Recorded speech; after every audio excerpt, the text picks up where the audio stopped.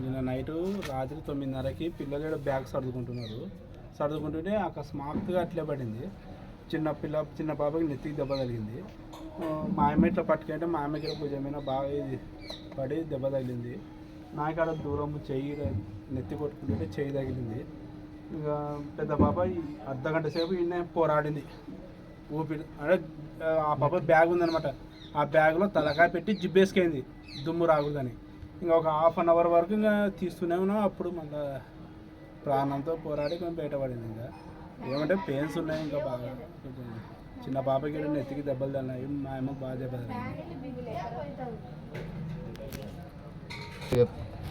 మగ్గము మా మెటీరియల్ మొత్తం వచ్చేసి ₹1,00,000 పైన నష్టమైంది.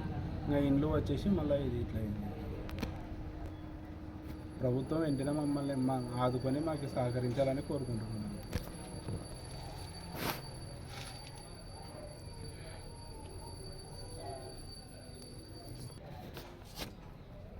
నేను రాసుకుంటుంటే అది అకస్మాత్తుగా పడింది.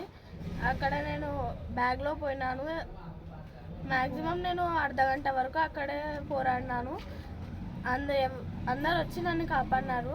ప్లీజ్ ప్రభుత్వం ఆదుకోవాలని కోరుకుంటున్నాను. నా పేరు మానస.